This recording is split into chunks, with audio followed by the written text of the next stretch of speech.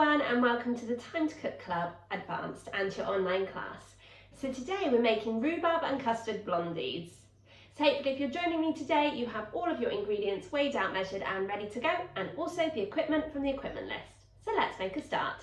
So the first thing you need to do is you need to preheat your oven to either gas mark 5 or 190 degrees or 170 degrees if you're using a fan oven.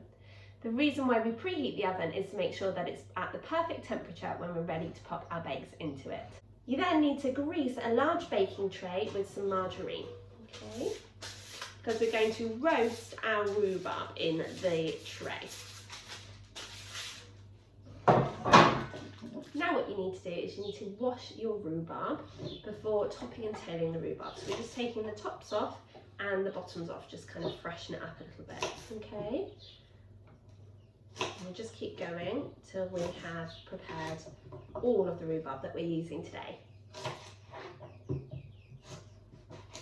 Now what you need to do is you need to cut your rhubarb into 6 centimetre pieces. Now if you've got a really thick bit of rhubarb you can cut that down the middle as well. So yeah, about 6 centimetres, like so. And then you can place it into your tray.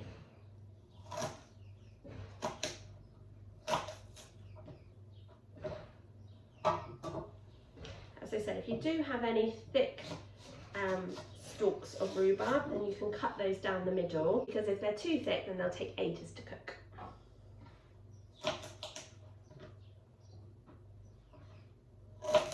Thing you need to do is once you've chopped up your rhubarb into 6 centimetre pieces and you pop them into the greased tray, you now need to sprinkle over the top your 2 dessert spoons of brown sugar.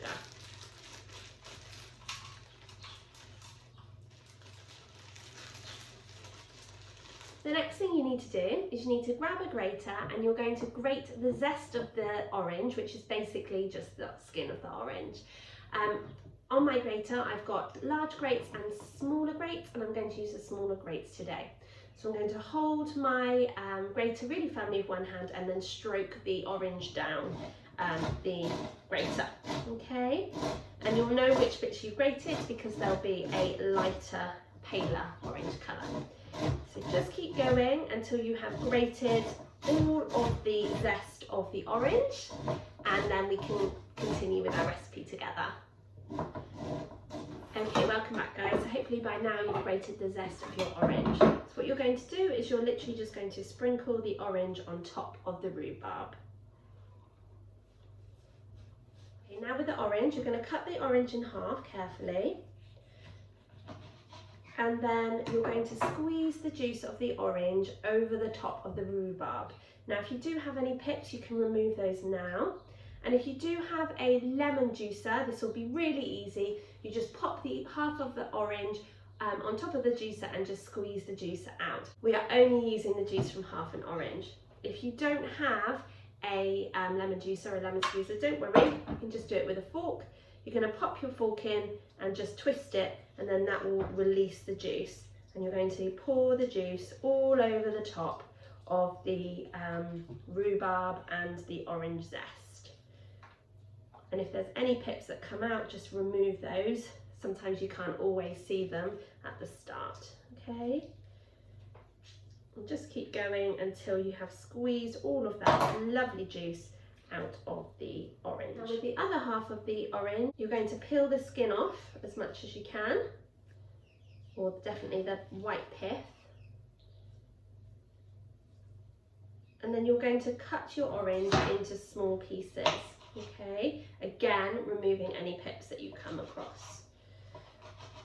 So you're going to chop it into small pieces before again laying that on top of the rhubarb. So it's just going to give your rhubarb a really, really lovely flavour, okay?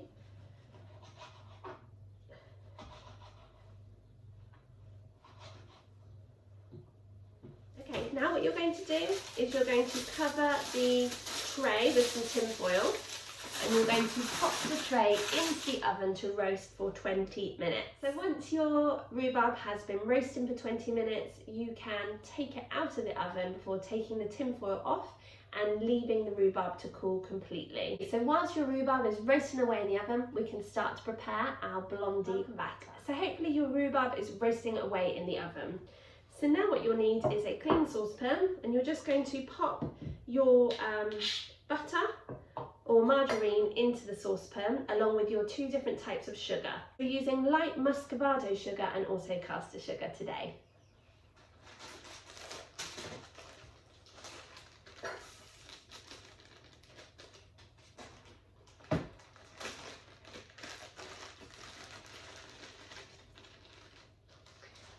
Okay, what you're going to do is you're going to pop that onto a low heat on the hob and continue to stir throughout until your butter and your sugar has melted. Then you're going to take it off of the hob and leave it to cool down. We need to add eggs to it later on, and if we add the eggs when the margarine or the butter is still hot, then we will end up with scrambled eggs. So join me back here when your butter or margarine has melted and we can continue with our recipe together. Okay, welcome back guys. So once your rhubarb has roasted for 20 minutes and you've taken it out of the oven and removed the tin foil, you need to turn the oven down. You need to turn it down to either gas mark 4 or 180 degrees or 160 degrees if you're using a fan oven. You also need to grease and line a 7 by 12 inch cake tin. So I just cut a piece of non-stick baking paper to roughly the same size as my tin before cutting diagonal slits in the corners to help it to line better, okay? And then I just greased the base and the sides of the tin with some margarine before laying the baking paper in and really pressing it down to make sure that the whole tin is lined. And once you've lined your tin, you can literally just pop it to one side. Hopefully by now you've also melted your sugars and your margarine and that mixture has cooled. Give it a good stir again before you pop it into your mixing bowl, okay, because some of the sugar might have gone to the bottom.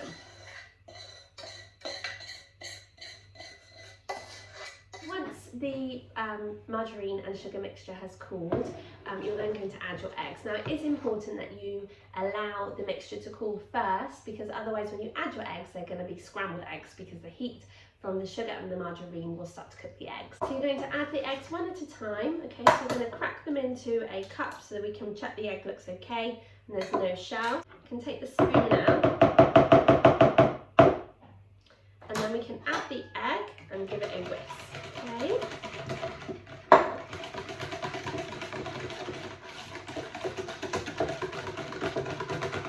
We're going to do the same with the other 2 eggs.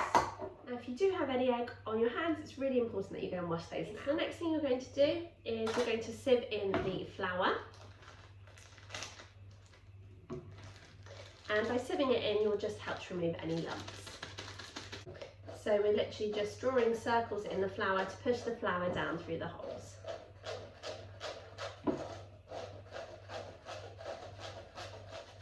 And we're also going to sieve in our custard powder.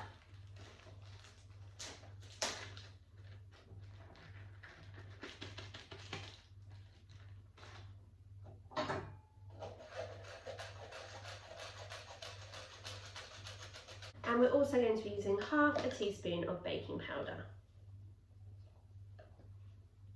And then what you need to do is you need to stir well with a spoon to make sure that everything is really well combined and mixed together. So I'd recommend keeping your spoon right down in the bottom of the bowl to avoid any of the mixture kind of splashing up. It will take a little while for all the dry ingredients to blend into the wet ingredients, okay, but just keep going until they're all mixed together. And remember to just keep using your spoon to scrape down the sides of the bowl, because that will make sure that all of the ingredients are mixed in. We're going to measure out 2 teaspoons of vanilla extract. 1, 2, and again we're going to give the mixture a good stir with a spoon.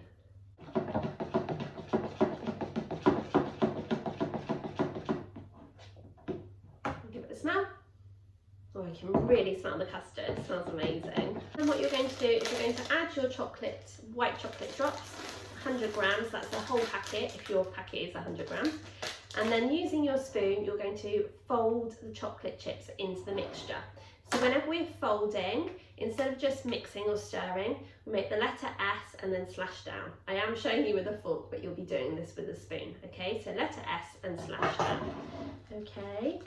So you'll fold in those lovely chocolate chips, and by folding them in, you'll get them really evenly dispersed. Okay, so once you've folded in the chocolate chips, you can grab your tin back because we're going to pour the Blondie batter into the cake.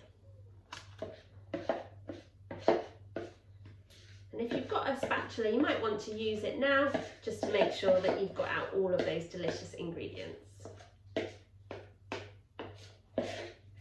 So now you can pop that cake batter just to one side because we need to finish off preparing our rhubarb. So you're going to place your rhubarb into a bowl, and then using scissors you're just going to cut up the rhubarb and the orange into small pieces, okay? If you don't have any kitchen scissors or anything you can use, don't worry, because you can just use a knife and chop up your rhubarb and your orange on a chopping board. So what you're going to do now is you need 2 spoons. From one spoon you're going to pop dollops of custard over the top, okay? So we're using 3 tablespoons of custard. So you can just kind of put little dollops all over the top. That's probably about right. And then you're also going to pop dollops of your rhubarb mixture as well, okay?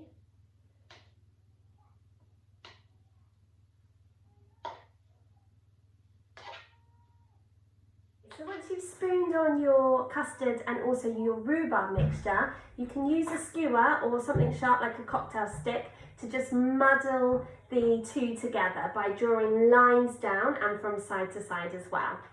And once you've done that, you can pop your tin into the oven, and you're going to cook it for between 40 minutes to an hour. So you'll know when the cake is cooked because it would have started to shrink away from the sides and it will look set as well. If your cake is browning too quickly, then you can just cover it lightly with some foil, which will stop it going brown, but will allow it to continue to cook. So once your cake has cooked, you need to carefully remove it from the oven, but leave it in the tin to cool down completely. And once it's cool, then join me back here and we can decorate it. Welcome back, guys. So I actually made my cake yesterday and then left it to cool overnight, and I'm going to ice it today. So what you'll need to do is, once your cake has been cooked and has been taken out of the oven and cooled down completely, you need to melt the rest of your white chocolate chips. You can either do this in a bowl in a microwave, but make sure that it is a microwavable bowl, or you can pop your white chocolate chips into a glass bowl and pop it on top of a small saucepan filled with a little bit of water. You can then pop your saucepan onto a low heat on the hob, stirring the chocolate drops all the time until they've melted. Now, when you're using that method, you just need to make sure that your bowl isn't touching the water, okay? Because if any water gets into the chocolate, then it will spoil. So once you've melted your white chocolate drops, then you need to get a fork and dip your fork into the white chocolate before drizzling it on to the top of your Blondie. And if you use a fork, then you get a really lovely kind of finer pattern on your Blondies. And then all you need to do is chop them into squares and then serve them with a lovely cup of tea or coffee. So they are our rhubarb and custard Blondies.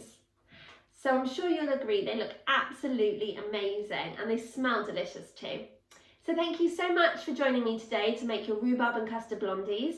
I really hope you enjoyed joining in with me, but more importantly, I hope you enjoy eating them and sharing them with your family. I really look forward to cooking with you guys again next time, when we'll be back with another new menu, our July menu, where we're having a staycation in the UK and sampling some of the country's finest bakes. I can't wait to share that experience with you.